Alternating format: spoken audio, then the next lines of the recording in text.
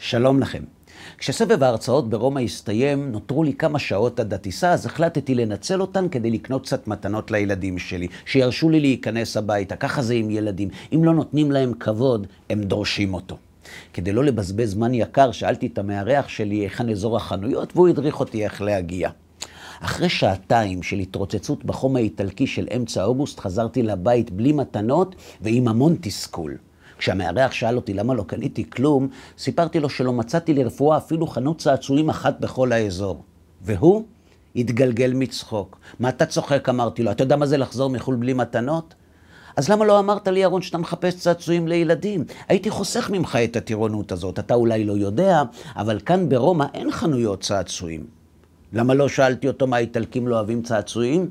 צעצועים הם דווקא אוהבים, הוא אמר, אבל ילדים הם אוהבים הרבה פחות. כמעט אין כאן ילדים, ארון. רומא היא הבירה האירופאית עם הדמוגרפיה הכי שלילית ביבשת. את האמת, חברים, לא כל כך האמנתי לו, אבל כשהגעתי הביתה בדקתי. הוא צדק.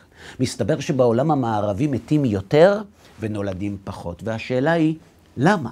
פעם אנשים לא רצו ללדת ילדים בגלל שהם חששו שלא יוכלו להעניק להם חיים טובים. אבל בדור של שפע רב כל כך, למה דווקא עכשיו הילודה נעצרת? את התשובה ניתן למצוא בגוגל.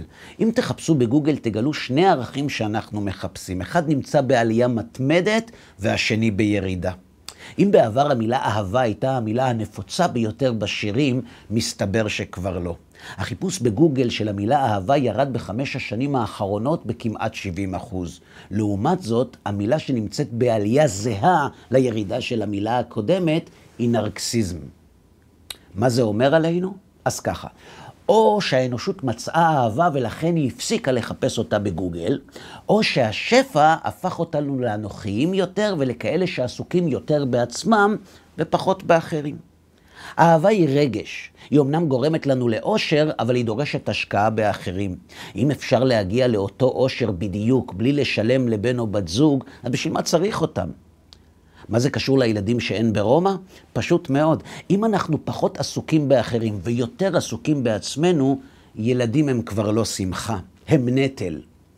במילים אחרות, אם פעם אנשים נמנעו מלהביא ילדים לעולם בגלל מחסור, היום הם נמנעים בגלל השפע. אם בעבר אנשים לא הביאו ילדים לעולם כי הם חששו שלא יוכלו לעשות להם טוב, היום הם נמנעים מלהביא אותם לעולם כי הם עסוקים בלעשות טוב לעצמם.